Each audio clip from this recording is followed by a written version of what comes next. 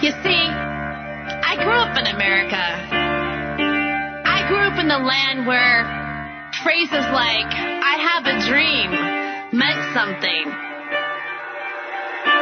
I grew up where I believed that freedom existed, that that's what I was fighting for. I believed that the Statue of Liberty was a symbol of our liberty, that we all came from all over the world because we didn't want to live underneath the monarchy, that our founding fathers made America the land of the free and the land of the brave. I don't care what you say to me. I don't care if there's a shadow government or there's people out there that's trying to take it away from us. This is America, damn it, and I'm taking it back. And now your host, Terry Joyce. All right, welcome to the Freedom of Joyce show. I'm Terry Joyce, your host, and happy St. Patrick's Day.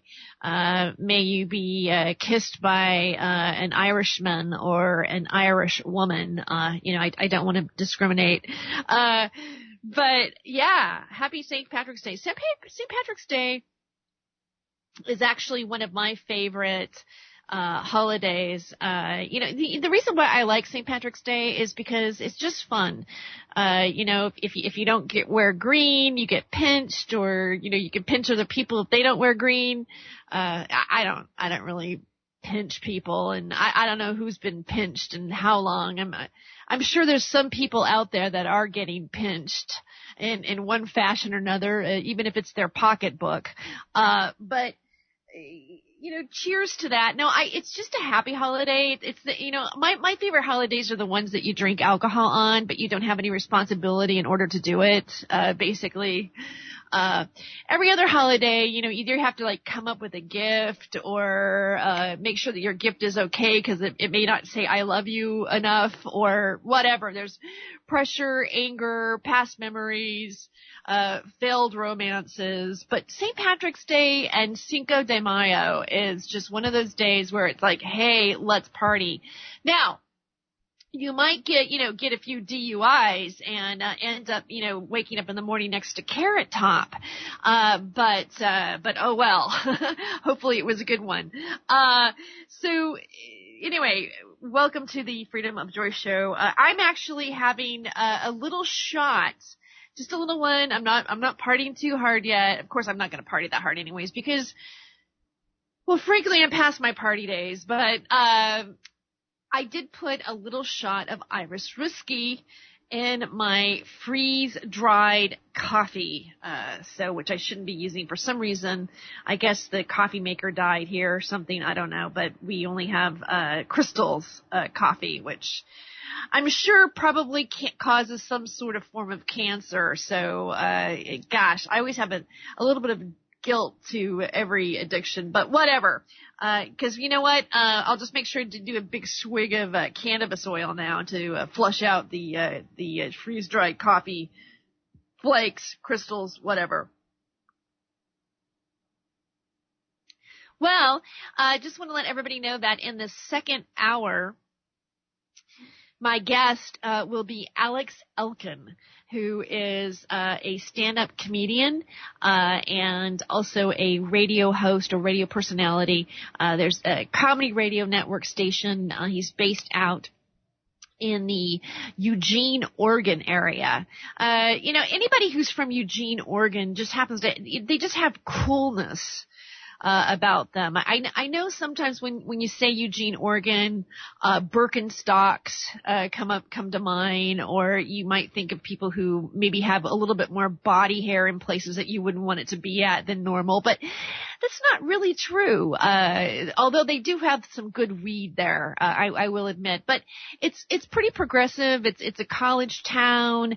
It's a good town to do stand-up comedy in, and it's certainly a good town to start stand-up comedy in because the audiences are a little bit more in the know, a little smarter. I mean, I don't want to be snobby about certain areas of the country that seems to be more progressive repulsive.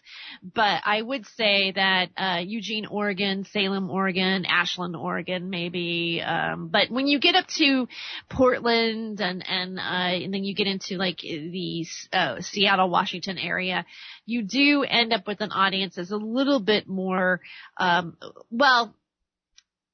liberal, if you will, and also maybe well, I know that in Portland, Oregon, they don't have fluoride in their water. Yay, Portland, for doing that. They really got the water thing down. I know that that's what I really like about Portland is there's still some people out there thinking, and I hate to say it. I probably, I don't mean to be insulting if you live in a town that doesn't think, and obviously if you're listening to this radio network, I would think that you are one of the thinkers out there, because our content is fairly, I would say, progressive, or let's just put it this way, it's out of the box, no taboos, all right? No taboos, no rules. Anyway, so yay to Portland, yay to Washington. I did spend some time up in that area. I personally have performed as a stand-up comedian quite a bit up in that area. It's one of my most favorite areas to work because I always felt a connection with the audiences up there. It was symbiotic for me to swim in the Portlandia area. Although there is that weird underground thing in Portland where they had those underground cities where people would just get hijacked for human trafficking and taken out to ships, and they have these tours that you can go down there. I've never done it. I mean, I've seen pictures of like a pair of shoes, like they just grab somebody and their shoes are just leaving there. So there is a bit of a darker, more seedy side to Portland as well. I mean, it's not all like, flowers and trees and potpourri. There is a bit of a history, obviously. There seems to be a bit of a history everywhere, I'm finding. I'm very happy today, actually. I am talking on the pink microphone. I had my sound card fall apart in the middle of one of the shows a few weeks back. Nothing like to have your sound card fall apart when you have one of the best musicians launching his new weed anthems. Poof! Oh, there goes the sound card. Oh, tragedy. But I am finally back up and running. I bought this on eBay. And, I thought last time I got a sound card on eBay, that's the first sound card that I got it on eBay. It came in the mail like really super fast. It was like, boom, it was there. I'm like, oh, here's my sound card. And I was all happy. Well, this one, actually it came after the projected time that it said it was going to get here. It was kind of 2 days late because it's supposed to be here no later than Monday, but I believe it fell apart on February 23rd, and, it's the 17th. It's almost a month later, but I'm very happy to have it, and I'm happy to be back on the pink microphone again. I'm already guessing that I'm sounding a little bit better than I did before. At least I hope so. Otherwise, all of this buying things and putting things together and having them fall apart and then getting them in the mail is completely futile. But anyway. So yes, we are going to have Alex Elkin here in the second hour, and you have me here for the first hour because, again, I do have a lot I like to talk about. First of all, I want to make an announcement that tomorrow I will be live streaming down at LA City Hall, and if anybody wants to tap into that, you can Google Freedom of Joyce Ustream. It's one way of finding it. There's a tab. It's going to happen around. There's a, here, let me pull it up. I wrote a blog about this. I know I talked about this maybe on Tuesday, but, I'm gonna bug everybody with this again. This is how I found out about it. Dean Ryan, Danny Romero here, from American Freedom Radio, who, basically is American Freedom Radio and is producing the show right now. Hey, I know Kate's not going to say hi, but hey, Danny. Shout out to Danny Romero. All right. Anyway, he called me, or Skyped me. And now most of us in the internet radio business, our favorite choice of communication is Skype, that wonderful, reliable Skype out there. But shout out to Skype. Okay, so he contacted me and said, Dean Ryan he's doing a rally for tiny houses and the homeless, et cetera, and he wants to come on the show. And of course, what a coincidence. I had noticed the tiny houses just maybe a couple of weeks beforehand. And so anyway, he came on, he talked about what was going on, about a rally that was happening, and then I took a little clip of that interview and did a little blog about it, because I'm actually going to go to the rally and live stream it tomorrow live.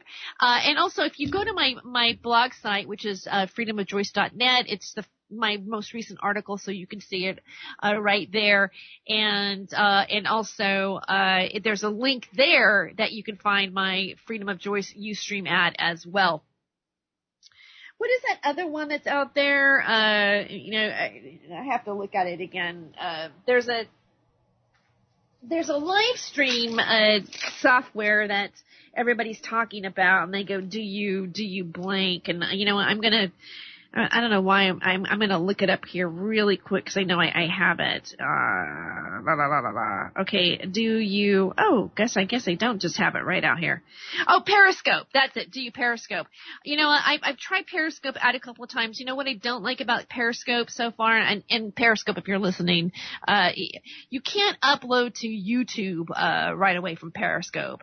It's very difficult. You got to go through all these different hoops. I just want to be able to film something, Ustream it, whatever, and then if I want to automatically upload it to YouTube, I want to be able to have that option, because YouTube is the home it goes to after I do a live stream. But anyways, and Periscope only lasts temporarily, but it is very accessible, and it has a decent chat and everything like that. And I guess maybe you can get more people to pay attention to it, because it's social media friendly. But I am on Ustream. So again, I'm digressing, but go to freedomofjoyce.net. And you will see this. So I'm going to read just a little bit. It says, Tiny Houses for the Homeless Rally, LA City Hall, March 18th, 2016, 11:30 a.m. Filmmaker, news producer Dean Ryan specifies on the Freedom of Joy show that the tiny homes were donated to the homeless by individuals and not corporations. Unfortunately, the houses were confiscated by the LAPD on behalf of Los Angeles City Council. The LAPD also confiscated camping equipment and gear, which was also donated. The reason behind the seizing of the tiny homes is the suspicion that the occupants were consuming alcohol, illegal drugs, and fornicating. They cannot have this in Los Angeles on public land, claims LA City Council. There has only been one reported case of drinking alcohol and one reported case of weapon possession, Dean Ryan states. Dean Ryan states that such claims are a speculation and can be classified more or less as thought crimes, because one can speculate that their neighbor is engaging in such activities, whether it be in Beverly Hills or Skid Row. There is never a problem when there is a tent city on the public sidewalk, which council members refer to as bulk junk. That seems to never bother them, because now they can point to the taxpayer and say, we need more social corporate welfare tax money. Dean Ryan suggests that if these homes are really a nuisance and a hazard, then let's find a safe place to put the tiny gardens on. Let's teach the homeless how to make crisis gardens. Let's build our cities and communities back one individual idea at a time. That's what this tiny house movement is really all about. It's about making a difference, not just talking about it, but being about it. So there is a rally tomorrow.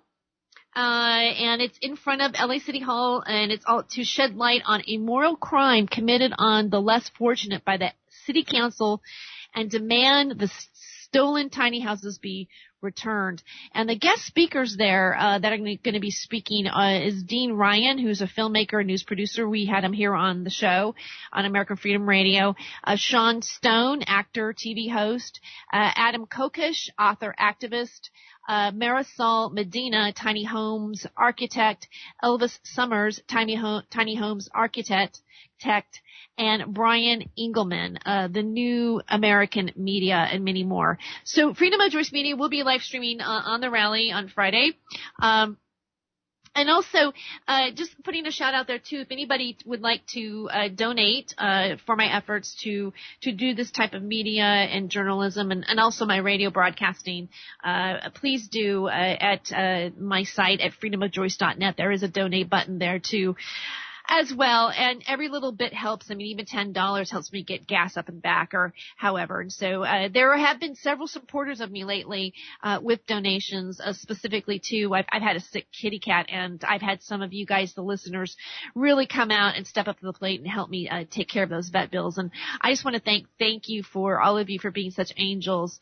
It's really and he's doing much better, just so to give you a Mr. P report. Also, American Freedom Radio, we are also, getting up and running, and we weren't here for a while, but we're back, and it does take dollars and money to build up the network. So please do take a moment to give us a kind donation at our website here too at www.americanfreedomradio.com. Either way, if you support me or you support the network, you're supporting all of us. So we do thank you with that too as well. All right, and I will move on from the tiny houses, homeless situation. I was doing a lot of. I do a lot of social networking on Facebook. One of the most prominent things that happened right now on social media that I've been working on is, and by the way, American Freedom Radio does have a Facebook page. And so please do take a moment to like us there. And we're all posting, the hosts are posting on the Facebook page and things like that. And I created a meme. You never know when a meme is really gonna take off or not. But sometimes we create show memes just explaining the show. But I kind of got creative, and my guest yesterday was Steve Danks, and he has gone into remission right now, and for liver disease. And I'm sorry if I seem a little distracted. I can see somebody popping up and talking to me on Skype about stuff, and sometimes for some reason I'm reading it. I'm like, no, don't look there. Okay, but I'm really glad that they have some good weed, actually. Okay. Anyway, Steve Danks had stage 4. I made the meme, and there's a picture of him doing doing the peace sign, and there's a joint coming out of his mouth, and he's a hemp farmer from the UK, but he also went into remission from liver disease, and he started healing himself with juicing cannabis, which I think is kind of provocative, because a lot of times you hear about the oil, and there's edibles, and there's a way to smoke it, et cetera, but Steve Danks actually juiced it. And for, a long time, I mean, a lot of the interviews I did do with Steve, he talked about having liver cancer, and I was under the impression, for whatever reason, that it was liver cancer. So I made this meme, and I kind of put a little message across it, with him doing the peace sign in the joint. It says, Steve Danks had stage 4 liver cancer. He's now in remission from juicing cannabis. And I was shocked. It actually got oh my God, it's even higher. It's reached 9,119 people, and it has received 152 shares. And people are already asking, like, did you post the video yet? Is it up on the archive? And yes, that particular interview is in the archive here at American Freedom Radio. I am going to get the YouTube video up very soon. I do want to clarify something, though. When Steve was on the show, and I said, "Oh, and you went into remission for liver cancer, and it's by juicing," he did specify that he really had it wasn't really, I mean, yes, it was going towards liver cancer. You could classify it as becoming that or on a, whatever, but he was really having liver failure based on cirrhosis of the liver caused by a transplant, a blood transplant that he had from a motorcycle accident. And he got hepatitis C that way. And so that was really what caused his ailment and what was causing the decline of his liver. So I want to specify that actually technically what the meme is saying is not completely accurate. And so that even though I'm like really happy that the meme reached this many people, but then on the show he's like, well, I didn't really, I mean, the way he says it, he goes, well, yeah, I mean, yeah, it was going towards liver cancer, but yeah, I was dying from it, but I was really dying from having the cirrhosis of the liver. But either way, okay, let's just throw that out there. He had a fatal liver disease that did go into remission from juicing cannabis, and so that is a big deal. And I will be doing another meme that will have a different kind of phrasing other than like, he had stage 4 liver cancer, et cetera, et cetera. So my apologies for not having it be completely accurate at this point, realizing that it wasn't totally just liver cancer or a full-blown, he said that it basically was becoming liver cancer, but it was already dying anyways. So there you go. Now, on the other hand, I had a friend actually pass away from hepatitis C and liver cancer, and I was trying to hook him up with Steve Danks to help him maybe try cannabis as a solution, and of course that didn't happen. So anyway, another thing that I would like to discuss today is, and again, I'm getting back to, I feel like I kind of sort of in some ways before I do the show, I sort of live on Facebook because Facebook and Twitter and, let's say, Instagram, I'm kind of doing all those types of social media things in terms of activism. I don't always just, it's not like I'm just posting my own links and my own information here, but I also post other types of information that are out there that I find that I think are relevant that I want to share with people.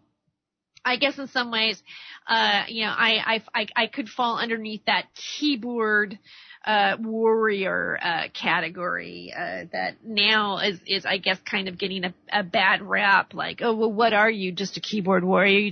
You're sitting in your pajamas just tweeting and putting things out thinking that people are looking at it or give a shit. Yeah, pretty much. That's pretty much the story.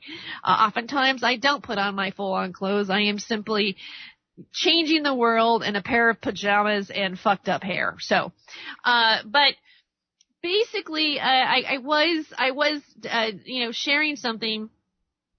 Actually I was sharing the tiny houses because that's happening tomorrow, and I belong to a lot of different groups, and there's certain groups that I think would be applied to this type of information. I do get trolled once in a while, and it's really odd to see what article is going to get trolled or how you're going to get trolled or whatever.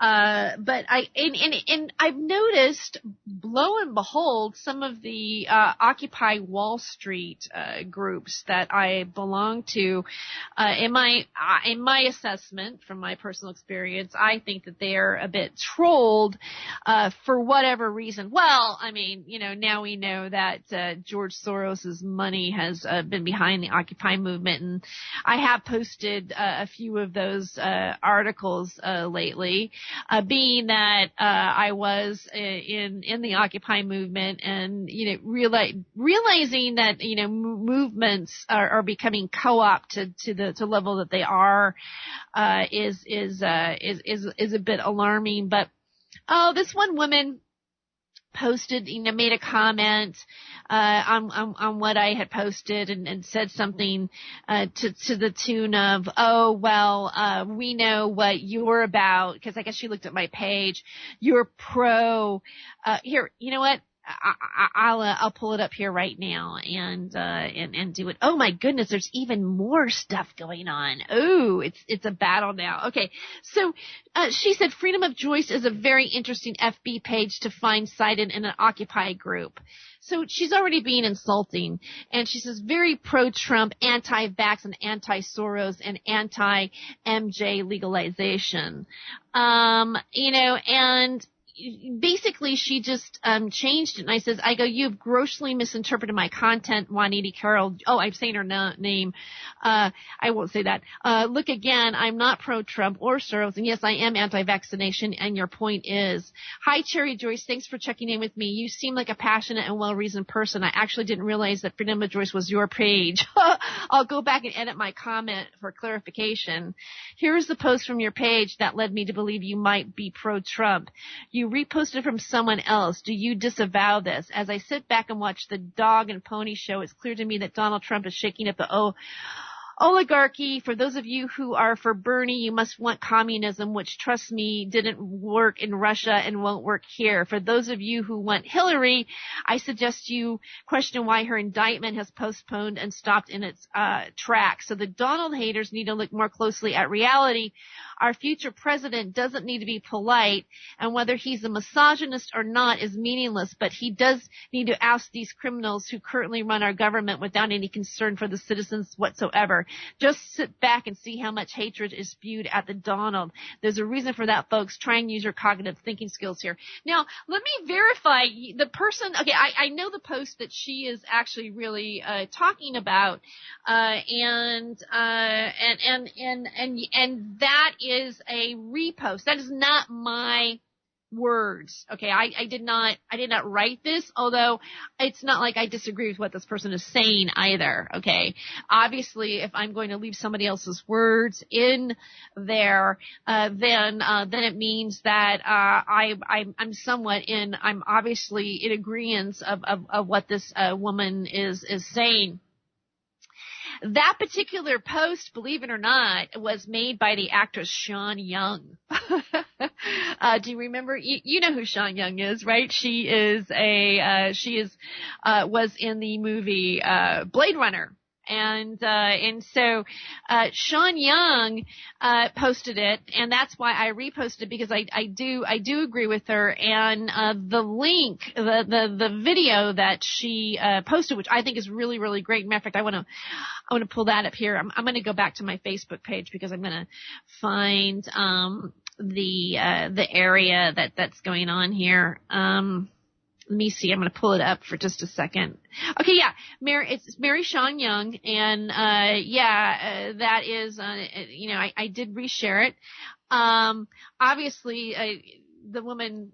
Okay, so and then it says George Soros. Okay, basically it says it's a video. A YouTube video. It says George Soros engineers violent Donald Trump protest, and I'm going to click on to this here for just a moment. Here we go. Oh gosh, it's playing and I don't want it to play. It's from AMTV, which is I don't know if you've watched him at all. AMTV, the host that talks about that. I'm not really super familiar with his name right now, so I wish I could be more specific on who it is. And Christopher Green is who it is. His name is Christopher Green. He does AMTV. He gives a really thorough assessment, I think, on George Soros and how he comes to play with the protesting that did happen in Chicago. It is coming out in the media that George Soros money coming down from change.org has been filtered into the protests in Chicago. And yes, I am anti George Soros. I think that that's a pretty common knowledge if anybody's listening to my shows or have actually, I mean, and it's not like I've just been like anti-George Soros, like this week, okay, because of this particular, incident. I've been talking about George Soros for, I don't know, it's a year and a half now. I mean, almost, definitely for the entire year of last year, I have been talking about George Soros in relation to, marijuana, because that's the first time I kind of noticed how he was somehow involved with things, and then it just seems like I just kept getting more and more little George Soros pieces of information, like realizing that he was behind the protesters in the Ukraine, the upheaval there, and then to see him be backing the protesters in Chicago for Trump. Yes, that is very suspicious to me. I'm not saying, and here's how people get confused about, because of the fact that I'm pointing this out and saying that, yes, here's how Trump is being treated, and yeah, there's a George Soros behind that, and so yes, I think that we need to question what that's all about. People do not throw money towards protesters if they're not trying to manipulate either one of the public's opinion about something, but also they're doing they're creating wars like they were in the Ukraine, or they're actually creating upheaval in some way to be played out in the media to do something. All right. You don't just throw money towards, protesting groups if you're not wanting to get some sort of a reaction. And it is really, it is really evident that a lot of George Soros money does trickle down into various things, like politics, for example. And because I'm pointing this out does not mean that I am a Trump supporter. All right. And this is the kind of stupidity that bothers me, and I probably sound really bitchy right now, and maybe I do sound a little bit like, ooh, who do you think you are, calling these people stupid? But I'm really tired of people just assuming that because you point something out, that something going on means that you've already taken a side one way or another. That is the problem. That's the hypnotism that is so ingrained in us on some sort of instinctive level.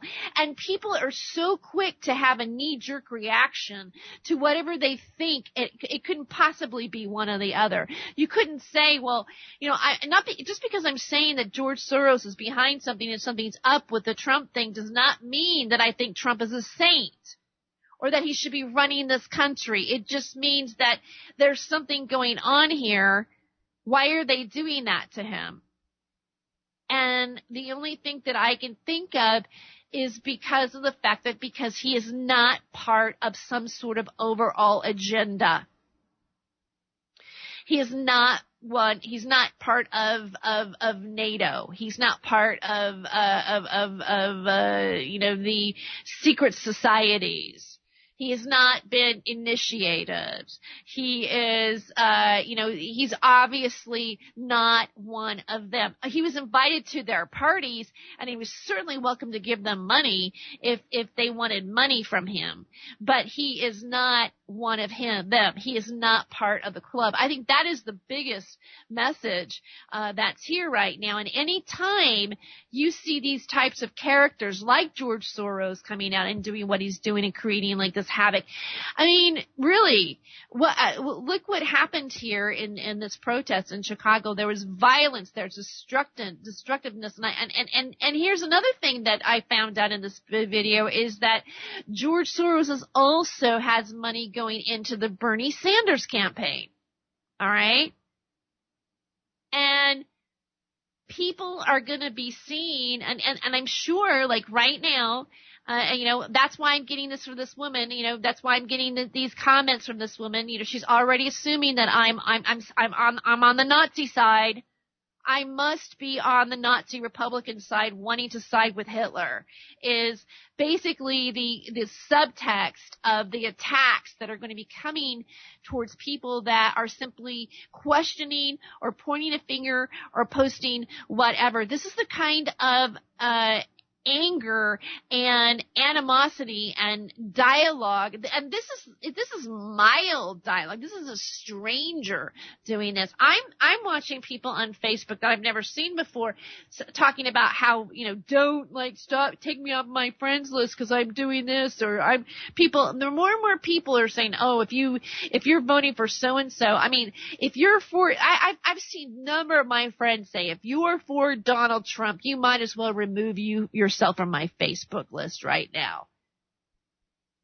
At the same time, I've seen other people say, oh, if you're for Bernie Sanders, you might as well just, remove yourself from my Facebook, off my list right now.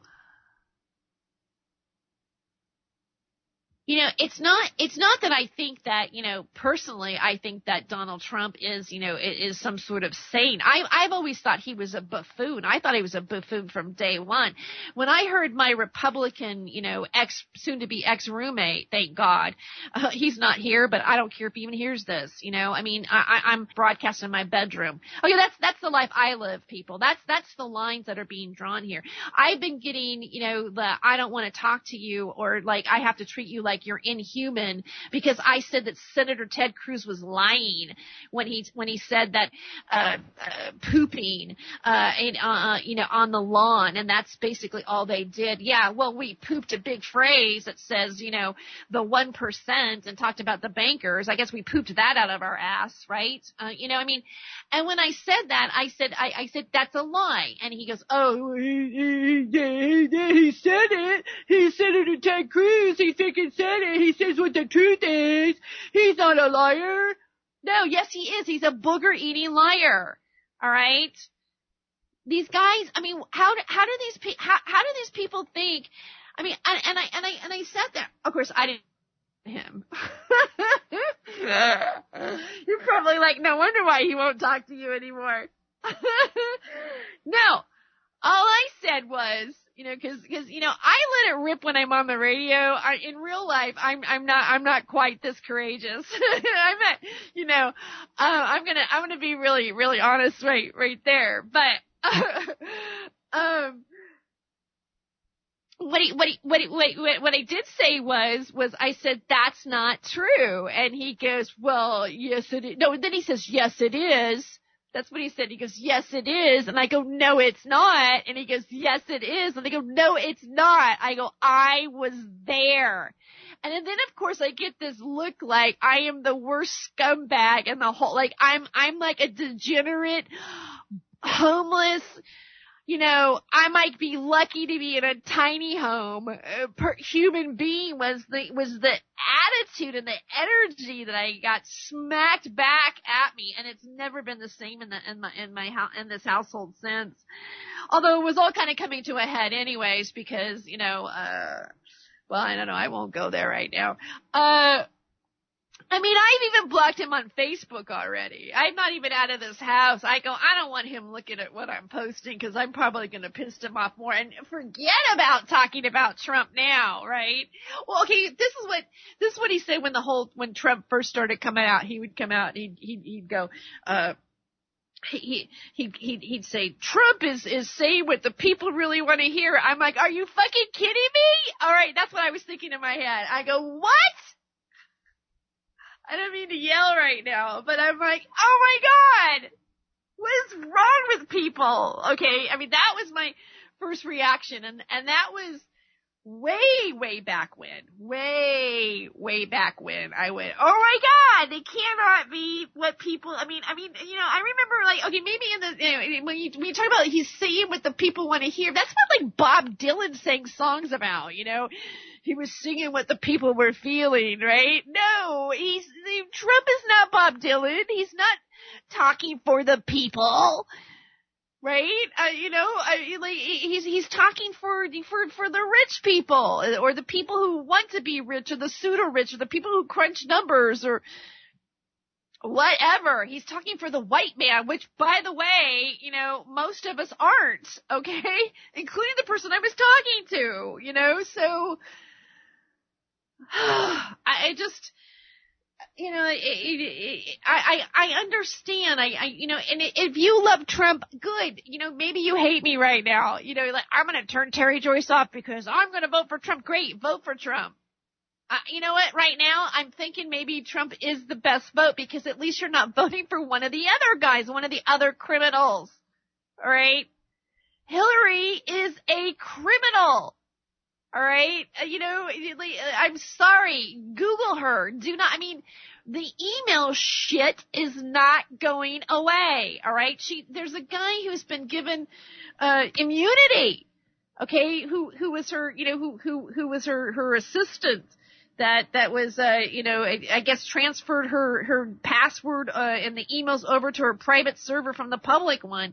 He was part of the transaction. He's been given immunity. She's this close to being busted, but will that happen? No, probably not. Not during when the election is going to be happening. Oh, and here's another thing that I think is kind of interesting is Dennis Miller has actually come out, and Dennis Miller has come out and decided to give his opinion on what's going on with Trump and everything else, because I love how the comics come out, this is how the media works, right? You've got CNN and MSNBC and all these different guys, and then you've got Newt Gingrich coming out and saying, well, he's not been initiated, he's not part of the secret society, blah blah blah blah blah. And you've got just all this hoopla, and then you've got the comedians just ripping on him, ripping. I've ripped on him. Okay, I've ripped on Donald Trump. I've ripped on Donald Trump on several shows. My motivation, but I'm also saying, yeah, I see he's being attacked too. And so you have to question why. What's really going on here? What's the bigger picture is the question. I'm not saying that Trump is better or not better. I'm not saying whatever. I think they all suck. I don't like a single one of them up there. Not one of them. I am not behind one of them. They're all a bunch of jackasses to me, to be honest. And the only one that's somewhat redeemable, though, is Donald Trump, because he's not one of them. But that doesn't mean that I'm going to be going to the poll and, punching in his name for president. And it doesn't mean that I'm going to be touting around, posting posts like vote for Trump. Are you kidding me? First of all, I would probably be tarred and feathered among my peers and friends, because my friends, a lot of them are comedians, and guess where their slant is? You got it. They're wanting Bernie. They want to feel the burn. Most of them are smart enough to know that Hillary's screwed in terms of popularity. Now, that doesn't mean that she's not going to be president, but it doesn't make you cool. All right? You're a cool liberal comic when you go #feel the burn. That's going to make your comic friends like you, and maybe their little greasy asses might throw you a bone and take you on the road and let you feature for them. Good luck. Because anyways, I think a bunch of us are kiss asses anyways. So, and there you go. Oh, we hate you, Terry. How dare you call us kiss asses? Oh, you're a bully. All right. Dennis Miller. Hey, kids. And here's Dennis Miller. Hey, kids. Hey, kids. Hey, kids. Hey, kids. I guess I'm your grandpa now. Hey, kids. Hillary has 1,132 pledged delegates without the superdelegates factored in. Sanders has 818 of the same. Hillary has 467 superdelegates given out by the powers that be in the Democratic Party for a total of 1,599 delegates. Sanders has been awarded only 26 superdelegates for a total of 844 delegates.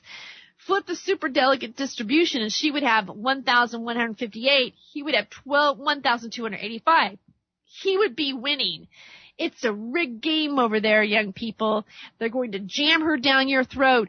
Don't take it. Rise up. So Dennis Miller has now attacked Hillary And yet, even when you read this, and some of my liberal friends said, "Way to go, Dennis! You're finally on the right side of the platform here," because apparently Dennis Miller was really, really liberal, and then he went, "Oh, I'm getting a bigger paycheck over here," and decided to become a Republican or conservative, and so they became Mr. Republican or conservative. I don't know about the paycheck thing. I'm just kind of making that assumption. Maybe could be a reason why.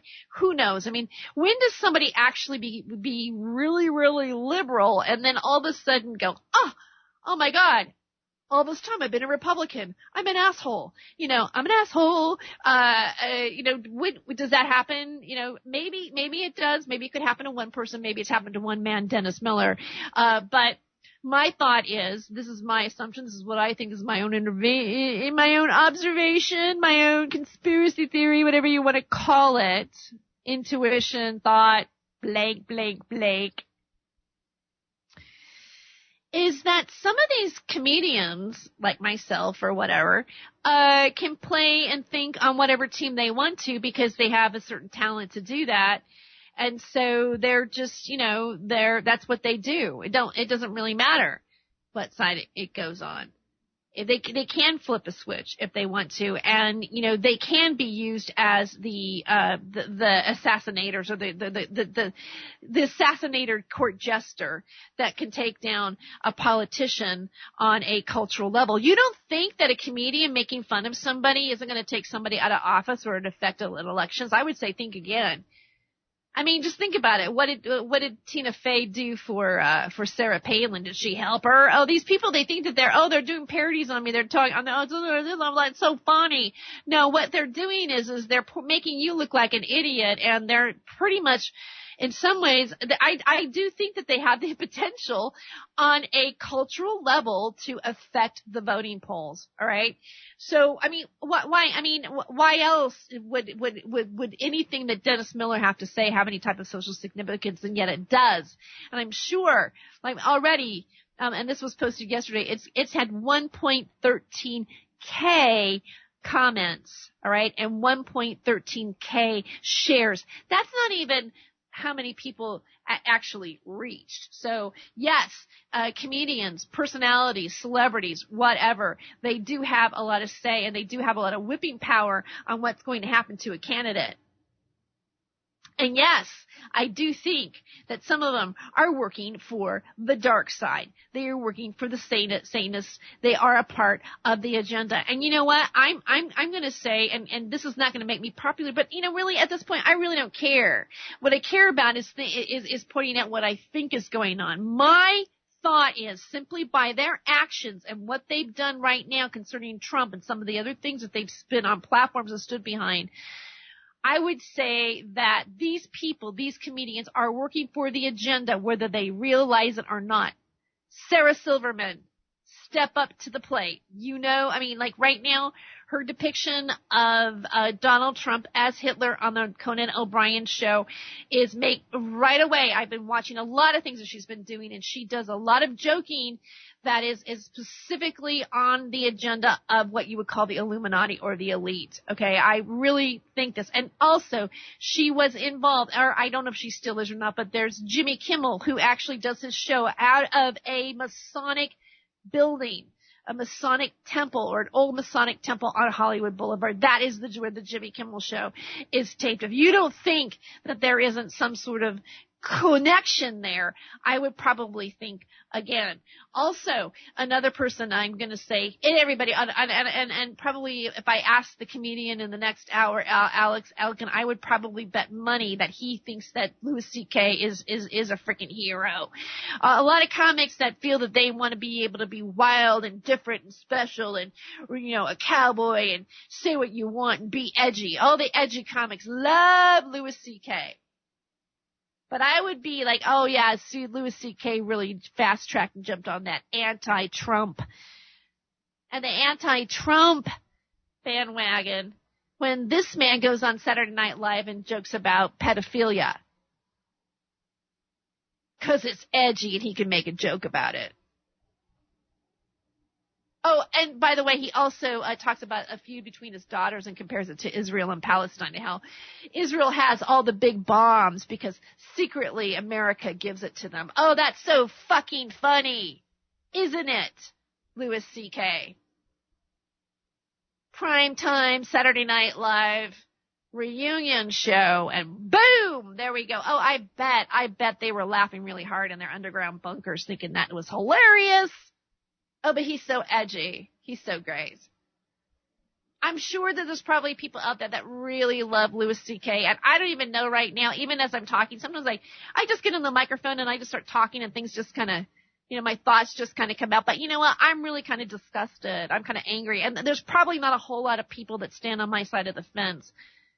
But I look at people or comics that say things like that, and I'm like, really? Also, I want to call out Mr. Ralphie May from Last Comic Standing. He was on the same series as I do. Oh, you must have been great to come in second place on Last Comic Standing, where your routine is about how lining soldiers up and killing them so you can get some, cheap Techron. I want some cheap Techron. Don't you want some cheap Techron? Line them up! Line them up! Oh, that's so funny. Isn't it?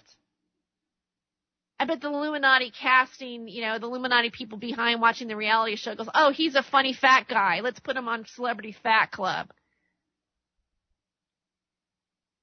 Frankly, I'm sick of this. It's like humor with no consciousness. And what does America do? It laughs. It laughs while people get molested and murdered. And gone against because they're not, even though they're assholes. I'm the first person to say, yeah, I think Trump's an asshole. I think Trump, he's a buffoon. He goes on, the O'Reilly report and talks about, comedians like, Rosie O'Donnell and what a horrible person she is because she spoke out against the Iraq war. Oh, does anybody remember that? Boy, Rosie O'Donnell got completely crucified and fired, basically for saying that she didn't believe in the Iraq war. Does anybody remember Michael Moore going up Fahrenheit 9/11 and giving his speech about 9/11 and the war and everything? People booed him because it's not Oscar popular. Because if you don't think that the Oscars don't frame the way people think politically, think again. I just did a whole show on freaking Leonardo DiCaprio's climate change speech, of which, for my friends to pass that around on Facebook, it's not very popular because a bunch of us are trying to suck up wanting a casting director to give us our big break so we can go support the bullshit that actually is fed to the American people so they can regurgitate it and make themselves to the poll and vote for somebody like they've been groomed to be behind a boxer or a football game. That's what it is. That's what we're looking at. We're looking at Coliseum mentality. Right is black, blue. Blue is red. Blue state, red state. Blue team, red team. I'm blue. You're red. Let's wave our blue flag. Let's wave our red flag. Let's wear our red t-shirts. Let's paint our face red. Let's paint our face blue. Let's go put a big sponge finger on our head or a finger and scream in the TV and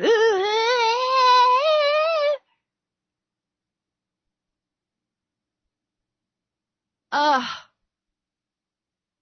well. Happy St. Patrick's Day out there. We've got a couple more minutes here before we go into the next hour of the show. We will have Alex Elkin next. I'd be curious to find out what Alex thinks. Maybe I should just ask him. I go, hey, I'm going to slip it in there. What do you think about the comedian Louis C.K.? and then just see what his reaction is. What do you think about Trump? The reason why I wanted to invite Alex Elkin is because I did like some of his postings that he did make about Donald Trump, and he didn't seem like he had taken the Kool-Aid, and it was kind of thinking about this from a distance. I'm thinking about starting something called Comics Joint. here on the Freedom of Joyce show, where there'll be just where I have a comedian or maybe I have a couple comedians, and we'll just start talking about different topics. And I'm curious to see what I would consider to be my colleagues, and to see in that world, and to see where their mind is based on this election. I'm seeing a lot of people, especially, like I said before, a lot of the comedians want to go liberal, and they want to feel the burn, and be that liberal person, and be anti anything Republican. It wouldn't matter if it was Trump. It wouldn't matter if it was Senator Ted Cruz. It wouldn't matter if it was Mark Rubio, Mr. Gay Boy. I'm sorry. And hey, I like gay people, but if I think it would be really great if we had one politician, one person that was running for president that went, yeah, I'm gay and here's my partner. Do you want to vote for me now? I mean, really, it's not about like what you are or who you are or what you do. It's about the fact that you're honest about what you are and who you are and what you do. If someone could be honest about who they are and what they do, then maybe they might be, we might be able to trust them and vote for them and think what's going on. But right now, everything is supposed to be the status quo of nothingness. We'll be right back with more Freedom of Joyce here and Alex Elkin. Coming up next, stay tuned.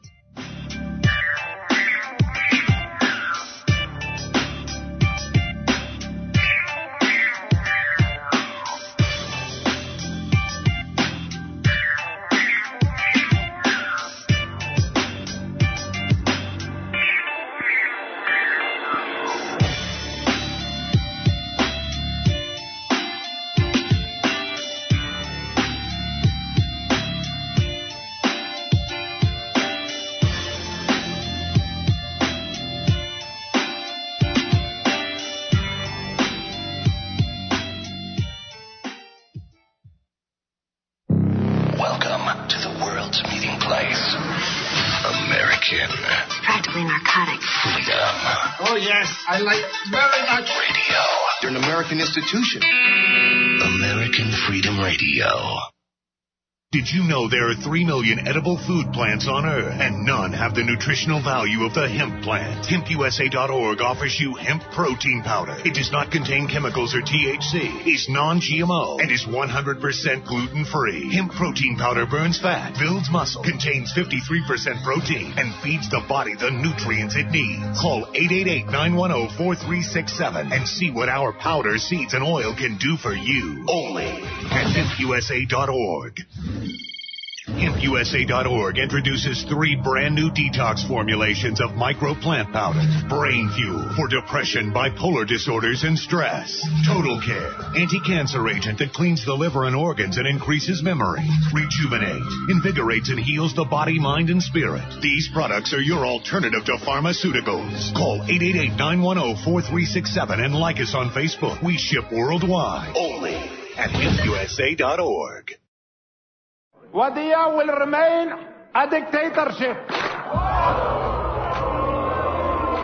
Oh, be quiet. Why are you guys so anti-dictators?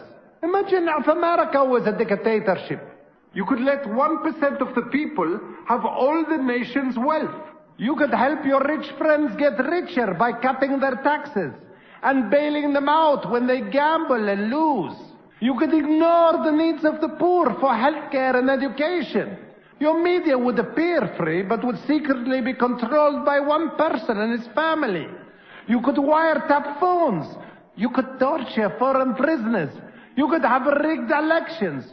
You could lie about why you go to war. You could fill your prisons with one particular racial group, and no one would complain. You could use the media to scare the people into supporting policies that are against their interests.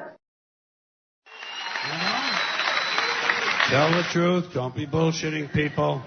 There's enough bullshit as it is. In fact, there's just enough. Did you know that? There's just enough bullshit to hold things together in this country. Bullshit is the glue that binds us as a nation. Where would we be without our safe, familiar American bullshit? Land of the free, home of the brave, the American dream. All men are equal, justice is blind, the press is free, your vote counts. Business is honest. The good guys win. The police are on your side. God is watching you. Your standard of living will never decline. And everything is going to be just fine. The official national bullshit story. I call it the American okey doke. You're listening to AmericanFreedomRadio.com, the network who perseveres in delivering intelligent debate, constructive dialogue with true independence. The freedom to broadcast the truth is not free at all. So what is American Freedom Radio worth to you? The empowering information with fun, honest and pure integrity behind it provides an example to follow. Friendships to flourish with the moral altruism that pulls no punches. The hosts sacrifice and show remarkable discipline in their duty to deliver quality radio in service to the community with strength, wisdom and loyalty. The founders of AFR wish to thank you personally for sharing your views and insights to make the best radio and alternative media. Now it's time for you to give something back and play a vital role in the future of America. Be as generous with us as we've been with you. Click on the donate banner at AmericanFreedomRadio.com or volunteer by emailing AmericanFreedomRadio.com. Vaccine, psychotropic drugs and artillery batteries not included. No rules. No rules.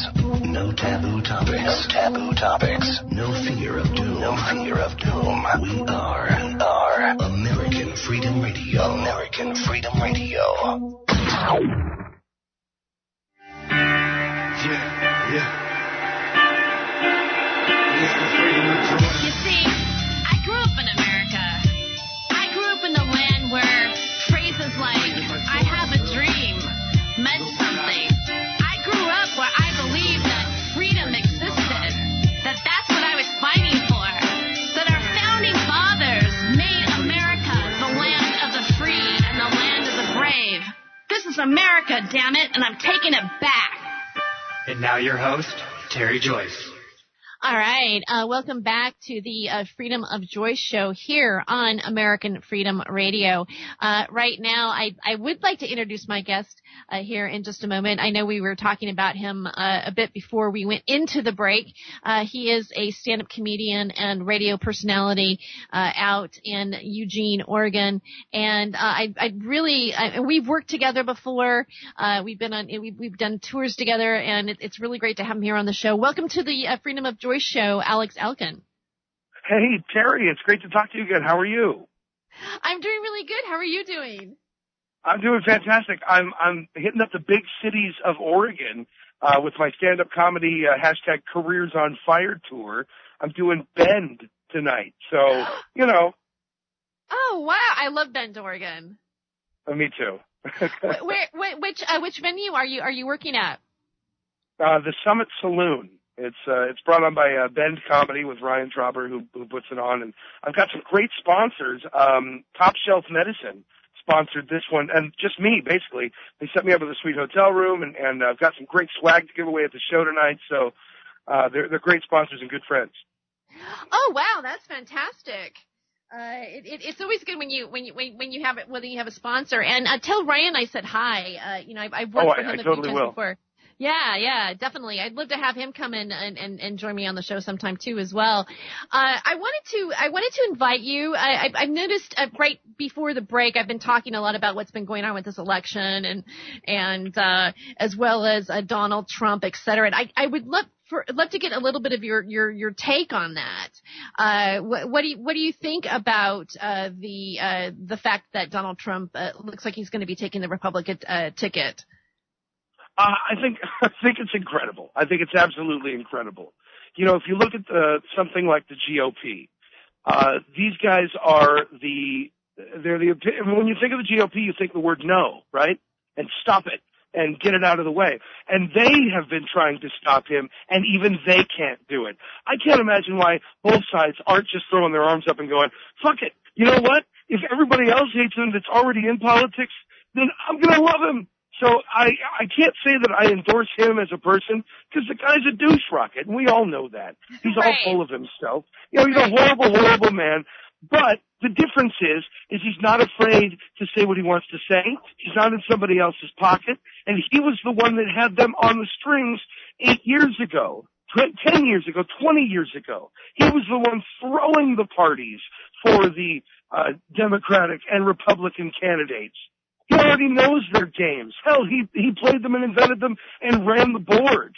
He was like the Dungeons and Dragons master. And now he wants to come in and show them, look, we're going to do it my way for a little bit. When we come in and win a war, we're going to win a war. It's going to be terrific. I'm incredible. I'm the great leader of the world. Everybody loves me, as well they should. You know, and okay, fine. You know, let's buy the rhetoric for a minute, because let's try and see what he can do versus the status quo of what everybody else has done. So that's why I have to say, you know what? Go for it, buddy. Everybody else hates you. I'm a comic. I get people hating me all the time. I can almost relate. Yeah, that's true. You know, there are a lot of people hating on him, but there's a lot of people that really like him. Otherwise, he wouldn't be standing. You know, he wouldn't be almost getting the nomination. I mean, Senator Ted Cruz can't seem to compare. And by the way, did you see him eat his booger, Senator Ted Cruz? Did you see that? I did. You know what? It didn't surprise me. He looks like a giant lizard, or maybe, a British cartoon in prime time or something. He's just sort of the smarmy guy that, you know what, I think I've seen him. We've all seen him in Pink Floyd's The Wall. You know, he was just that angry judge with the lips, you know, just the big ass. And, I'm not impressed with him. You know, the booger eating, you know what? Maybe I can relate to that too. We've all been hungry now and again. Oh, I know. I mean, but you know, Alex, you need to step away a little bit from your phone. Your voice is you're overmodulating just a tiny bit, so I just want to point that out. Oh, otherwise, but you're nice and loud though, which is really good. Okay. In terms of him eating his booger, yeah, that was kind of gross, and it was a little bit lizard-like. Have you heard about? Now I'm just going to throw it out there because on this particular network, I'm in the truth media, so sometimes we talk about UFO stuff here and stuff, and what some people would maybe want to label as a conspiracy theory, right? But have you heard about people being maybe even specifically some of the politicians? Have you heard about them being shape-shifting reptilian lizards? Have you ever heard of anything like that before? You know, I have to say I've honestly heard of that. Yes, one of our comedians, maybe you know Benji Wright, who was participating on our radio station. Yeah, he brought that to our attention that perhaps Barack Obama was one of the shape-shifting lizard people. And you know what? I wouldn't be surprised if Ted Cruz fell into that bracket as well. He does have that lizard-like ability about him. He's kind of got a little bit of a lizard face, just a little bit. He does, because he's got that lower lip that goes right down to his chest. There's no chin. It's just sort of like this turkey neck kind of gobbling thing, and it's just, I don't know. I get hypnotized by it. And I wonder if maybe that's part of the plan. You know, it draws in the human eye, and you can't help but look at the jiggle and the wiggle, and you're almost attracted to it. And then you think, maybe I could vote for him. And then his mouth opens, and you hear the words, and you're like, no, I couldn't possibly. Well, he's got a real shifty. His eyes are kind of shifty, you know what I mean? He's got a smarmy quality about him, and to me, just looking at him, like if I just looked at him from afar, I go, oh, that guy's a dick. I mean, he has like a real like I'm a dick kind of air about him. That's my impression. Yeah, he's got that constant look on his eyebrows, like I'm so sorry for you. You know, like what do you have to be sorry about? You know, like you should be sorry that you're not him or something. I do know Benji Wright. I worked with him one time, also in Oregon. And now you guys, where's you're on the radio. What's the name of your show, and where can people find you at? Well, they can find anything they want to know about me at alexelkin.com, ALEXELKIN.com. And you can listen to my radio station live on tunein.com. It's all comedy 1450, and we have a live show every day from 3 to 6.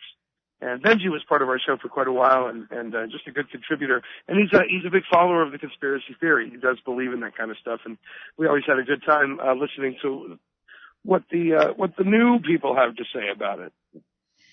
Well, that's interesting. I didn't know that about Benji.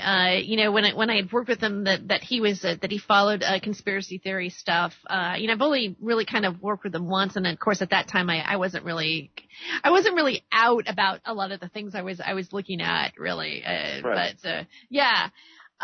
So Trump is, I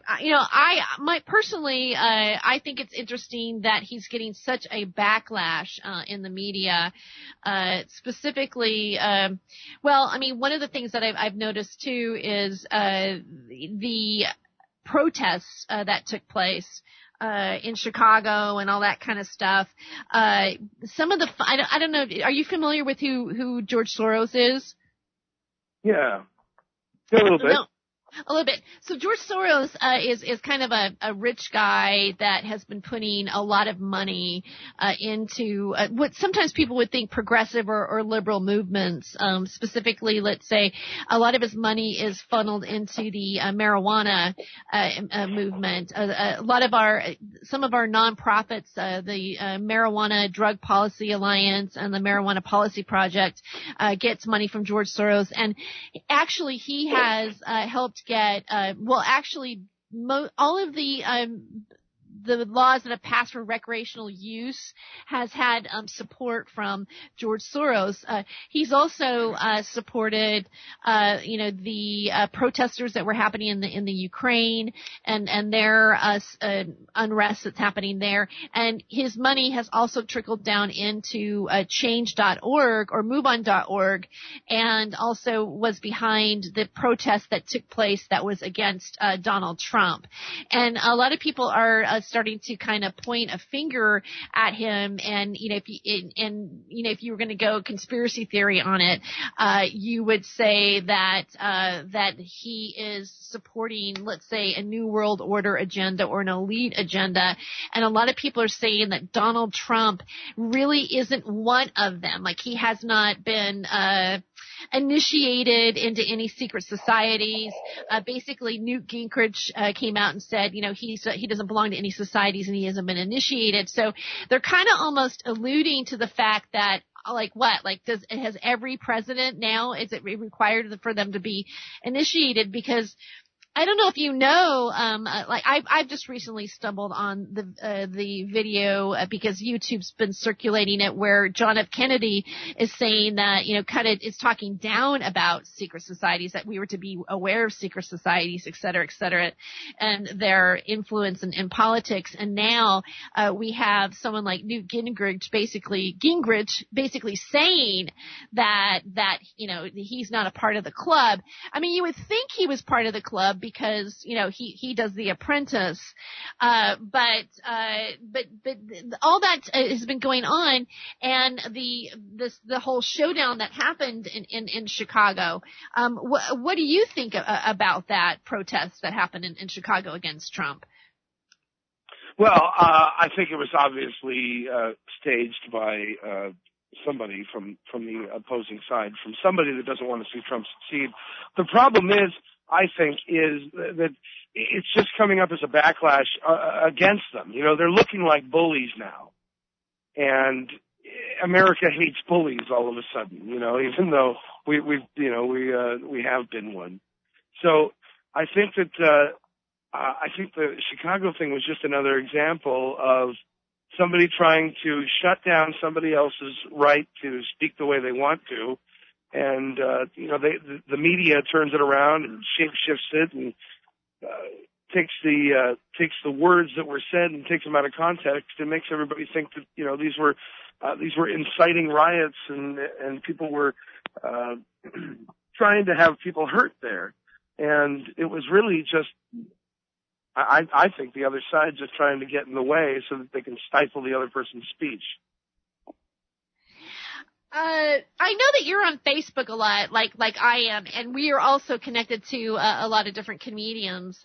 And I've observed, and again, I don't know if you've noticed this, but there's a lot of people going, "Oh, if you are, if you were supporting Trump, you can take yourself off my friends list right now." Yeah. Or there's or if you're supporting Bernie or whatever. I mean, there's this division that's happening between people.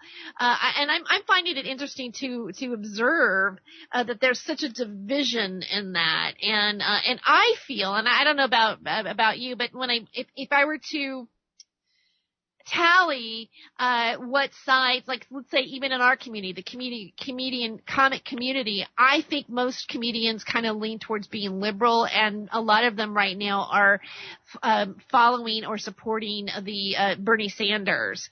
Do you agree? Are you for Bernie Sanders, or do you agree with that, or what is what is your take about? Really, as a comedian, I'm looking for the jokes. And really, I'm looking at the other side.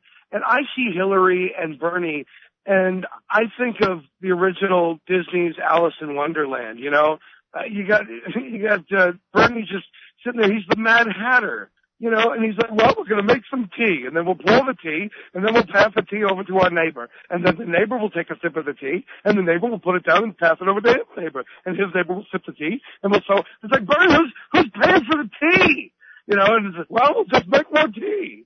And then she's just over there like, what emails? That's all in the past. Off with their heads. Just yelling ridiculous shit that I can't take them seriously, because they've been part of the status quo. They've been bought and paid for. Hillary has openly lied to everybody, and everybody that's on her side just blatantly looks past it like it's no thing. And what makes me insane, what makes me crazy now, is that we just accept that our politicians are liars, and we wink at it, and we just poo-poo it and pat it on the head and send it away with our cup of water, that it's all right, we just expect it of you. That's crazy. That's absolutely crazy. If any other position in this country you were working for, you openly lied to the people you worked for, you would be fired. You would be immediately let go. You are untrustworthy. And if prior behavior leads to future behavior, then we know that you're going to continue to be a liar, and you've proven to be so, and it's ridiculous. And then, when you just dodge questions, or you don't know have any answers for them, and you don't know why you feel the way you feel, it blows my mind. It blows my mind. Why in the world are you even participating? If you don't know why you feel this way, then don't. Well, sometimes, Alex, I think that we are conditioned in our society to kind of go red team, blue team, and you can break that down to football. You can break it down to reality television. There's always an opposition. Even movies, there's the good guy, the bad guy, et cetera, et cetera. And when we have this sort of team mentality, I'm a Dodger fan and I'm a Patriot fan, or whatever. I'm not really totally up on the different. I'm not really up on sports, really, obviously, but let's say, but there's always this kind of thing, and we do that with our politicians. So we have our Republican Party and we have our Democrat Party, and somehow the sentiments of the Republican Party, there's people who gravitate towards those sentiments, and then there's and those things are defined for us. They've defined that if you like to keep your guns and your Second Amendment, and maybe you're pro patriot, or even if you said anything that you were not satisfied with Barack Obama, blank, blank, blank, you're automatically in this sort of Republican, unsympathetic, empathic. You don't care about others. You don't care about social services. You don't care about the homeless. You just care about money and your bottom dollar and less government, et cetera, et cetera. And that's kind of like, people think that's the whole Republican paradigm shift. And then you have your liberals over here who and that falls into oh, well, let's not have, we want to have more gun control. We want to have, we want to make sure that we have Medicare, Medi-Cal, and social services and EBT cards, et cetera, et cetera. And there's a more, legalized marijuana, that all those things kind of fall into those categories. And, we're more socialist or democracy. See, it's weird how socialism and democracy have kind of all lumped together in sort of a liberal agenda. And so you have these two fences, and then you have the two representatives of the two sides that are opposing each other. My thought is that I'm beginning to think that this is all kind of a sort of a setup. It's a manipulation. Everybody wants to like go behind their team, and they're going to go behind their team member, and they're going to not want to even identify their faults because they don't want to be wrong. Because my team has to win, and you're the one who's always wrong, and that's the way it is, and that's the way it's always been. Yeah. Right. Yeah. But I'm thinking that it's just one big charade. Then like what? I mean, really, like, are we so manipulated that we can't see the real point or the real truth in any of it, really? Like if you watch it at who's manipulating it behind it, then maybe you can get a bigger picture of what's going on and what we're being presented and what we maybe think we're voting for. Like right now, personally, and I was talking about this on the before you came on the show. I don't like any of them. I don't like Hillary. I don't like Bernie. I don't like Trump. I don't like Cruz. I don't like Rubio. None of them. Fiorina. None of them. I'm just ugh. It's like it's like going through like a smorgasbord at a buffet and going, God, is there anything good here to eat? I mean, there's nothing that I really wanted. I think it all sucks. And at this point, it's come down to the fact that in November, everybody is going to get served a big heaping bowl of shit. Everybody has to take a bite of this shit, and it depends on whether or not you want your shit dusted with a little bit of cold sprinkles of bad hair, or do you want your shit stuffed with chunks of hidden emails and wiped servers, or do you want matzo ball in your shit? Alex, are you close to the phone again? Yeah, no.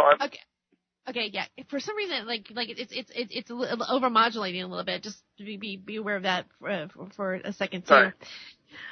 Yeah, it is. It does feel like a heaping ball of shit that we're gonna basically be served up and have to deal with. It seems like. I don't know. So what do you guys what have you got going on with your tour? Hello? Am I still on? I think I'm still on. I don't know if we might have lost Alex. We might have lost Alex there for a moment.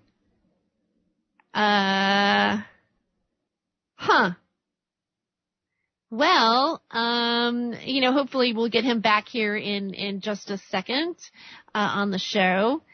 And well, you've been listening to Alex Elkin here, a stand-up comedian on the Freedom of Joy show. He ought to be back here in just a second. Alex, are you there? Hello? Yeah, hey, I'm sorry, I lost you. Hey, you know what? It happens sometimes. Now I've noticed that there's been some comedians that have stepped into the forefront and kind of made their comments on what they think in the election, and also, I don't know. I feel that the media is really attacking Donald Trump to make him look like Hitler. They're comparing him to Hitler and all that kind of stuff. And I'm not saying that he doesn't seem like Hitler in some ways, or that you know what I mean? I don't know. I mean, come on. How many Jews does he kill? He's really. I mean, he's killed a very little amount of Jews. Well, I mean, exactly. I obviously, I think it's really over the top, and I mean, he has, here's my point about it. If you guys, if Donald Trump is so bad, if everything that he says is so hateful and hurtful and horrible, then you should be able to just repeat what he says and say, look. Then having to put him up in Nazi garb and compare him to the worst monster of the 20th century. If he's so bad, then the truth should stand on its own instead of having to make up these hyperbole and saying that he's worse than somebody that we can barely reference because the people that are doing this aren't old enough to actually remember him. You don't have 90-year-old, Ishmael Facebooking and making memes at home. No, he's worried about his pills and his tea, and he's glad he's past it. He's trying to get over it, but everybody keeps throwing it back in his face on Facebook because, oh my God, Trump is worse than Hitler because he used the word brown people. Well, did he? Where did you hear that? Oh, I heard it from my liberal friend. Well, where did you see that? Well, I saw it on Twitter. Well, who wrote it? I don't know. Well, then, what the hell do you know? Yeah, there is a lot of there's a lot of exaggeration out there, and there is some misinformation, and so you kind of have to sift through it. And again, it's tricky out there on the internet because I made the mistake of sharing certain posts, and then I realized it's either a satire one or it's completely bogus, or it's kind of embarrassing when you sort of realize that it's not based on facts. So finding the right source to believe. And right now, even Anonymous, the underground group Anonymous is circulating all these, they're coming after Trump because of he's blank, blank, blank. And there's some, I've seen a couple videos, different ones made by Anonymous about it, which I think is kind of interesting. And some of the claims that they're saying just, to me, seems really bogus, I used to think that Anonymous was upstanding and real and stuff, and now when you see them joining on the bandwagon of trashing Trump, anybody who, and I hate to say it like this, but any really large group that is doing anything to stop him or trash him in the way that they are, I find to be suspect now. Like, why are you so after him? For what? Is he, you're claiming that he's this, horrible racist, human being that you're comparing to Hitler. Let's look at the comedians right now.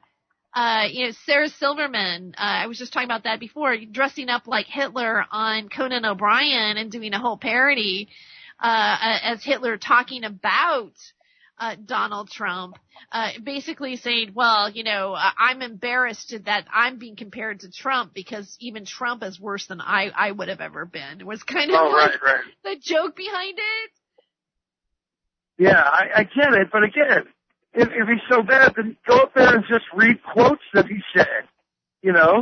Why go to all this trouble to go this far and make it so poignant in people's mind unless you're trying to, like you say, incite something or be suspect. Because what's your real agenda here?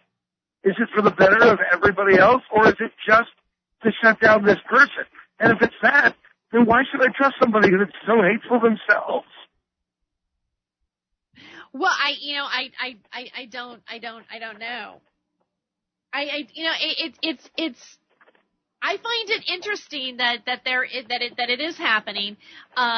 Hey, I've made fun of Trump, too.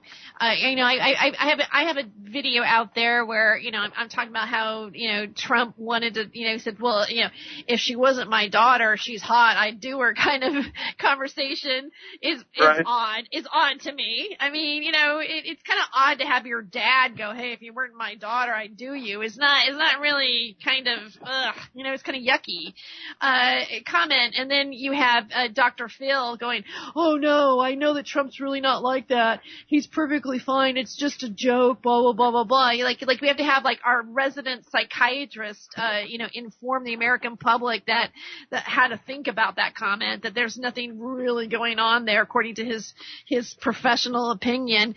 I've criticized that. I've been like, there are things that Trump has said to, even, I don't know if I was just talking to before the break. The whole Rosie O'Donnell thing. Remember when Rosie O'Donnell was against the Iraq War on The View? And then she really dug into him about the whole beauty pageant thing and blah, blah, blah, blah. And then Donald Trump got on O'Reilly and was going to, oh, she's a horrible, horrible, despicable person and blah, blah, blah, blah. And he, I thought it was hilarious how Rosie O'Donnell made fun of Trump. She imitated him and everything and flipped her hair back with the way his hair is flipped over on one side. I thought it was very, very funny. And she just, and basically, if you think about it, she lost her job. We didn't hear from Rosie for a while. she was deemed too radical, I suppose, huh? I guess. You can't fight. You can't kick against the goats for too long. I guess. Well, I find it interesting that and I don't know. To me, I've noticed this. I've just started to notice this as a comedian, and then watching other comedians and the media and stuff like that. You're perfectly fine when you're saying the right things that has to do with what the world what they want to have happen. Okay, if you're the pulse of the agenda. When you say, hey, wait a second, why are we at war over in Iraq? Then all of a sudden you're the bad guy. And then looking back, we realize how right on she really was, in my opinion. Yeah. Yeah. Well, are you talking about Hillary particularly? I'm talking about Rosie, when she made fun of the. Oh, of course. And we can sit here and we can criticize the past, with our hindsight and say, this is bad, this sucks, and it's 2020 for a reason.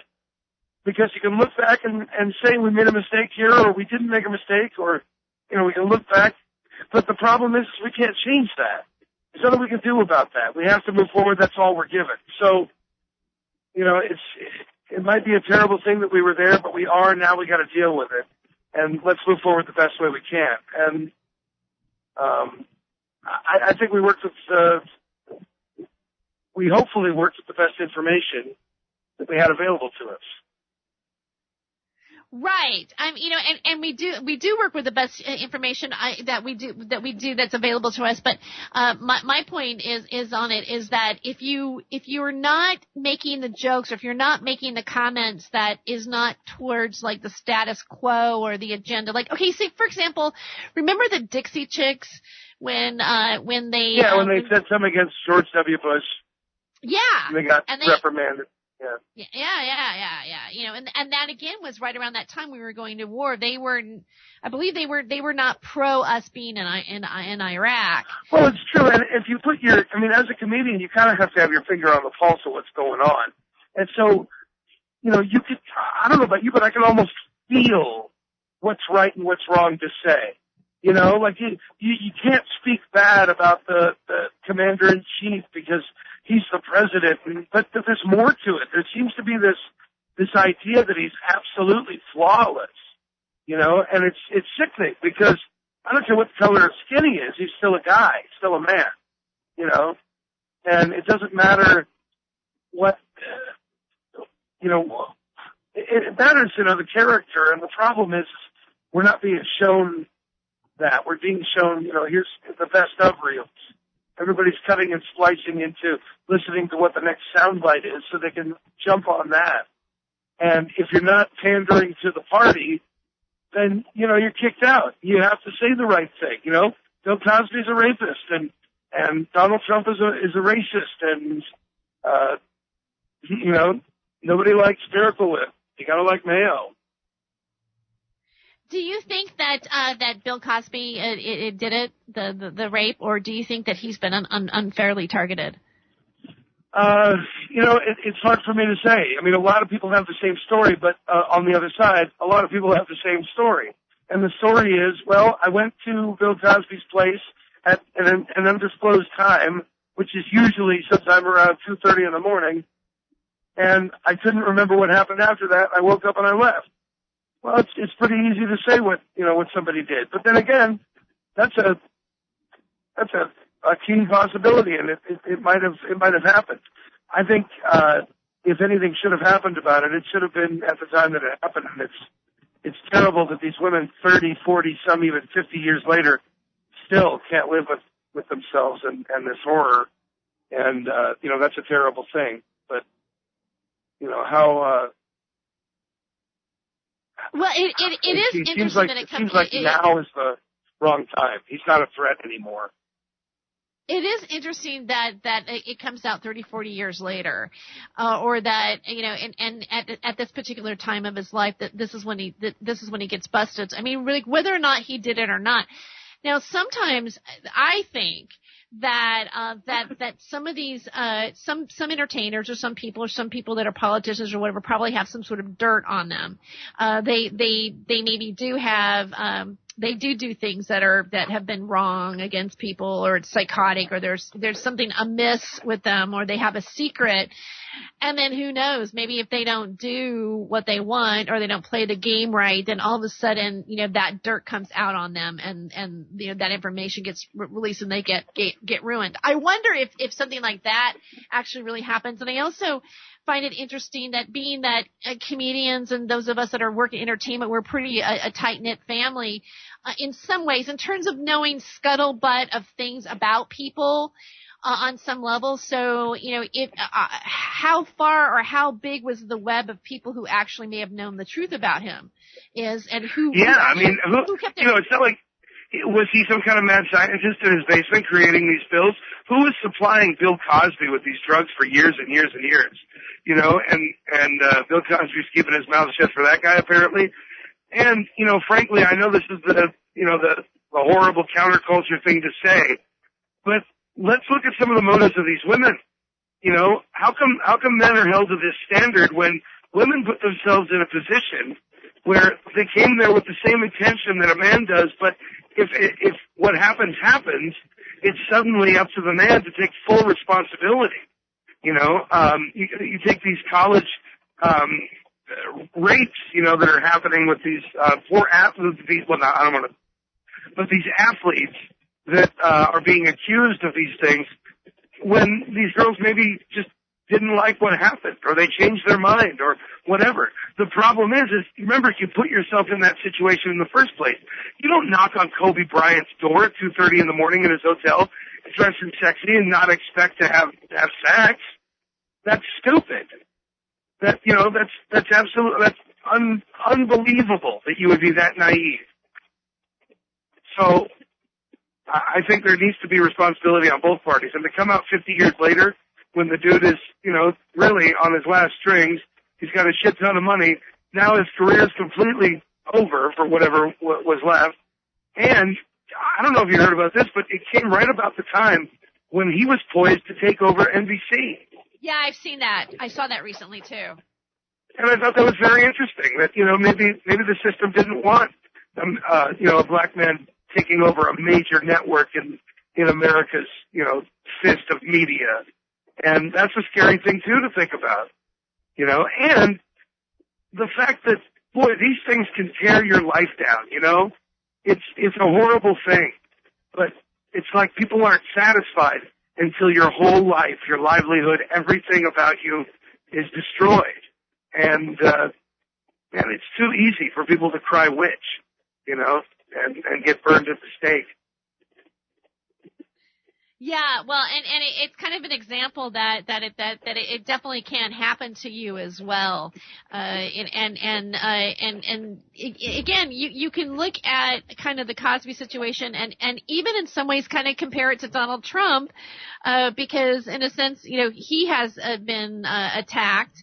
And as well as, at least in the media, when you have your character attacked, it can be damaging, for some people. For some people, it makes them even more notorious. It just depends on the way it flies. But you really can't get away from rape and things like that and not have, or molestation or, those kind of things are stains that are very difficult to get through. I mean, they've done it to Michael Jackson. They've done it to, it's happened to a lot of different people, and whether it's true or not true.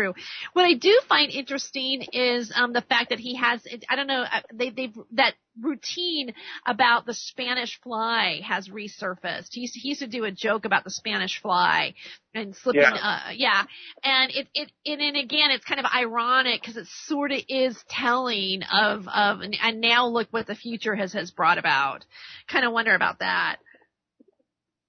Yeah, and it's a little creepy once you talk about special barbecue sauce on the Cosby Show too, but hey, they say right what you know, so maybe he did do it, and that's a horrible thing. All right, there's something I want to ask you about. Is Joan Rivers' death. What are your thoughts about that? Do you think somebody did her in? You know, I haven't researched enough into it, but I have to say it is pretty shady the way it went down. And for the Dodgers to be so irresponsible,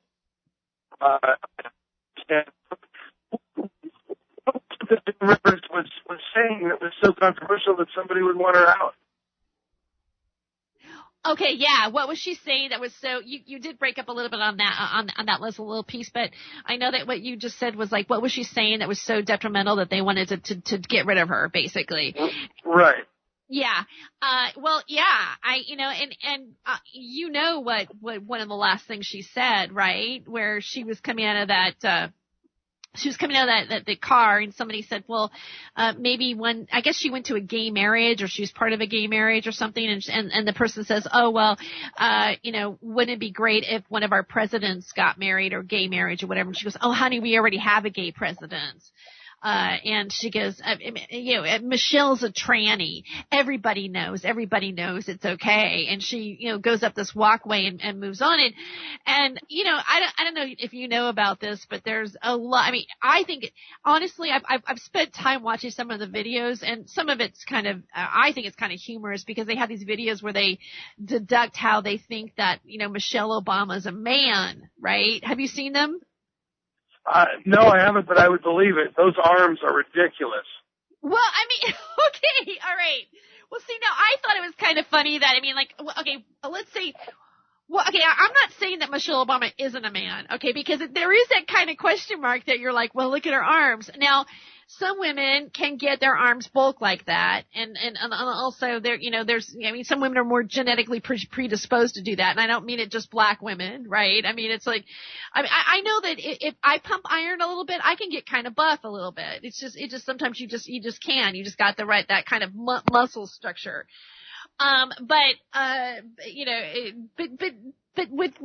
But you kind of, okay, so yeah, shoulders, arms, you can kind of go there for a moment. But it's still kind of embarrassing to be a woman and have people think that you're a man, right? Cause it's like, well, maybe I better take some estrogen or something. Like, what's going on with me? But they actually go down to a whole analysis of these videos. Like they go, oh, they've measured how a man's ratio from head to shoulder to hands to index finger, meaning like if the index finger is shorter or longer, you're male or female. It goes into all these kind of different things. And I kind of looked at it, and I sort of looked at it with a grain of salt. I go, oh, well, this is interesting. Now, I even talked about it on the air on my shows. I would make fun of it or go, did you see this out there? Blah, blah, blah. Just make reference to it because people were talking about it.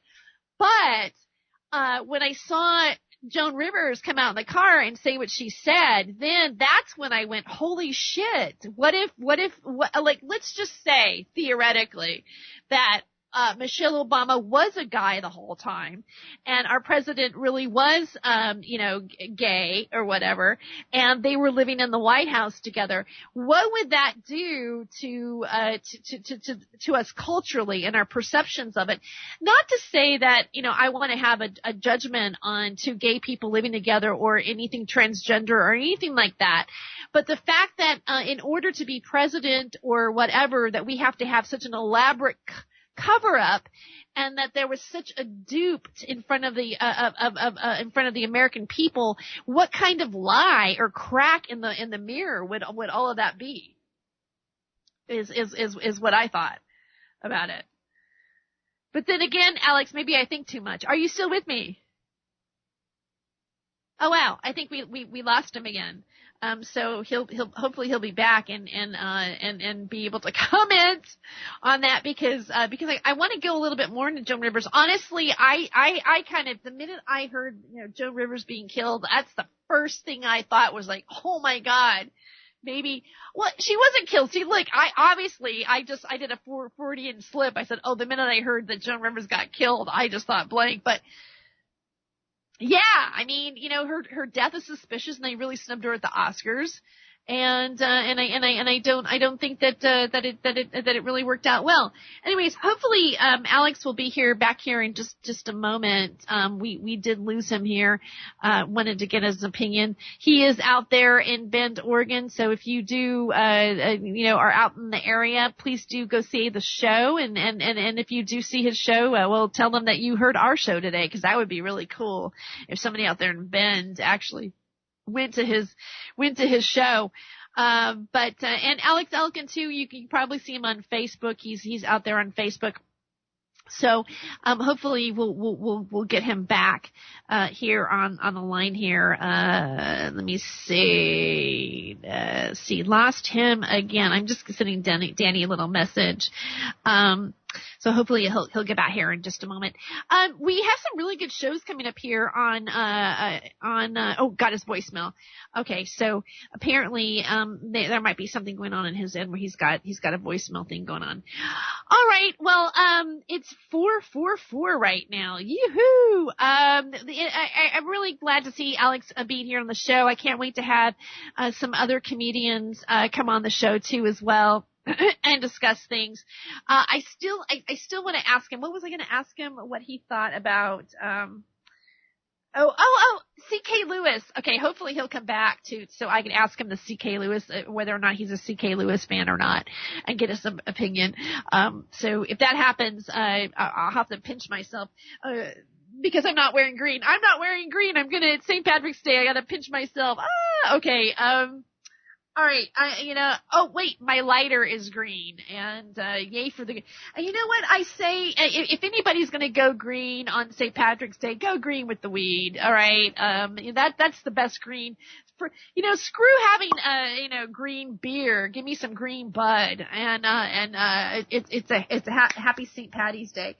I'm really happy right now. I just glanced over and I'm seeing my little kitty eat, which always makes me happy because.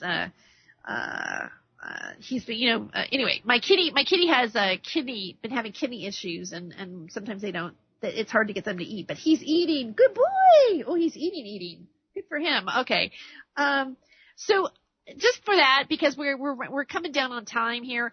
I know sometimes, I get criticized like, Terry, you're much better when you don't smoke, on the air, but I've got, like 10 minutes here. So I am going to do a celebratory toast, bud smoke here on St. Patrick Day, because, my show is about, oftentimes about the cannabis plant. I'm an activist for the cannabis plant and I stand by the cannabis plant.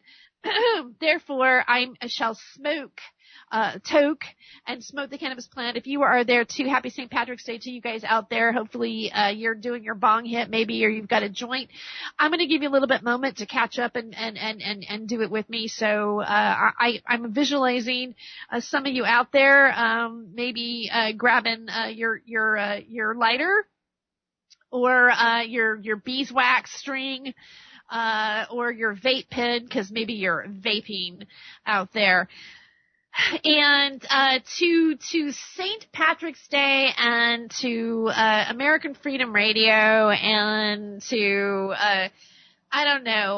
America making it somehow, even though we have a bad choice for presidents, but hey, just smoke some bud. I'm sure we're going to come up with a good idea.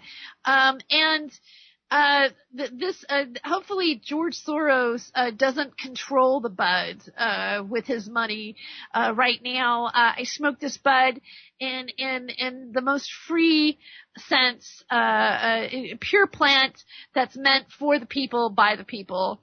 Here we go. Can you hear that?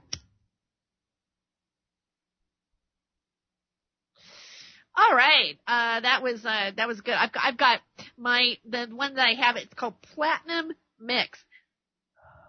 And, boy, I have to say, I just love, I love this plant. I think it's one of the best plants out there to be consumed by people. It's, killing cancer cells. It's putting people in remission. It's got huge potential out there. I wish it was the best. If you're going to have any type of green today, go green with cannabis. screw a Shamrock Shake. No, I mean not screw it, but although those Shamrock Shakes are pretty good, aren't they? The Shamrock. I guess when you smoke bud, you go, ooh, I want to have a Shamrock Shake now. I want to go get a Shamrock Shake. Shake, shake, shake, shake, shake, shake, shake your booty, shake your booty. All right. Anyway, I don't know if Alex is going to get back here again. And I certainly hope that I didn't freak him out too much, asking him about whether or not he believed in reptilian hybrids.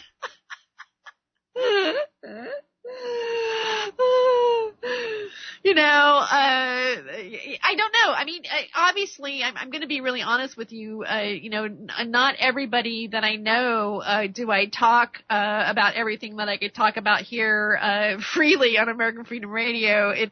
I think if people actually really tuned in to what I was really saying, they go, "Oh my God, maybe we shouldn't invite her to the Christmas party." Are you wanting to come back for Christmas this year? We're a little bit full. Anyway, no, that's all right. Hey, I at this point, things, who cares? I think whatever I have to say has to be the least of anybody's worries. Okay, because really, I'm just a court jester. I'm just a comedian, right? Nothing big. Just somebody with a big mouth that has a pink microphone, and a new sound card. I mean, hell, my computer even has a couple of the keys are missing on it. All right, welcome to my world. Nothing's glamorous really about any of it, but apparently. Power of the word, all right? Power of the thought. I guess maybe that's don't get us thinking about stuff, please. But yes, we must carry on. And thank God that we still have a place to speak and talk, and maybe somebody out there is listening. And again, I don't know if we're going to get him back. We've got 5 more minutes left for the show. I do want to thank Alex Elkin for being here today on the Freedom of Joyce show. So cheers to him if he doesn't come back on here on the show. And of course, I'll be here next week, Tuesday, Wednesday, and Thursday. I think Chuck Ocelli is going after me. And then Stephen D. Kelly is doing a show, tonight from 7 to 9. And he's going to be talking about George Soros in a very, very thorough, detailed explanation. I'm actually going to tune in and listen to that show tonight because, I don't want to miss it. And you know what? I'm going to tune into Chuck Ocelli too, so I'm not going to play favorites here. I'm out there for everybody, out there. So, but I thought it was interesting to hear his take on Bill Cosby. I kind of feel in a way that even comedians are under attack, or the comedians that maybe do what the establishment doesn't want them to do. I mean, how is what's happening to Bill Cosby, in a sense, in some ways, is it the same as Donald Trump? I mean, okay, so maybe he was going to control NBC. No, you can't control NBC because you're not one of us. You're not initiated. You are not a part of the secret societies. I mean, could you imagine owning NBC and the influence that NBC has over the American people? I mean, heck, I was on an NBC show. Ooh. Dun, dun, dun, NBC. So it makes you wonder what's going on. Okay, let me see. Oh, okay. Yes. And I just got a message. Remind people about the tiny houses at LA City Hall on Friday. Yes. I have been talking about the tiny, that's a good idea. It's 3 more minutes. I will be down at the Tiny Houses rally tomorrow morning, live streaming. I actually, got an extra little charger to keep my iPhone charged with my selfie stick, and I'll be out there, capturing that. And you can follow that at freedomofjoyce.net. That's a really really big deal. We, as Gandhi says, I guess I'm not going to quote it right. I've even written it down on a meme before, but Gandhi says about the test of the strength of a community or society or whatever is how they take care of their weakest members. That's paraphrased, but again, why not? Wouldn't it be something wonderful if we could provide some sort of housing for everybody out there, and that we begin to create a new way and a new consciousness for people? What kind of great planet would we live on? And I know a lot of people talk about borders and refugees and people coming across the borders and having driver's license and they can vote and all of that craziness, or we're going to bring people over to Muslim sympathizers and they're going to come in and shoot people and blah, blah, blah, blah, blah, blah, blah. But really, are we really all that crazy? Are we really all that? I mean, should we all be afraid of everybody else who's on another side of the fence? And should we allow these rich bureaucrats and people that own networks and et cetera, actually influence how we look at one another from across the borders, or from across the pond, or from across the fence, across our neighborhoods? It's like, really, can we all just get along? Can we all just like smoke a little bud, get along, whatever? I mean, not even smoke bud, it's like, but think about it. What's the big deal here? I still don't kind of get it. And so what? Maybe we do have borders, or maybe there is, one country that's different than another and whatever. But isn't there a way to communicate without having violence or control? But no, there's somebody out there that goes, no, it's mine. It's my NBC. Oh, I'll just, you remember that raping that you were doing that we thought was so cute and funny? We participated with you. Well, now we're going to screw you over and tell on you. Hey, did that happen? Because let's face it, the people that point the finger at the other person doesn't necessarily mean that because they're pointing the finger, they're not doing it themselves. Always remember that. All right, you've been listening to the Freedom of Joyce show. Happy St. Patrick's Day. Thank you very much, Alex Elkin. Be here next week. Have a great weekend. And don't forget, to tune into my live stream tomorrow of the Tiny House protest rally. Good night.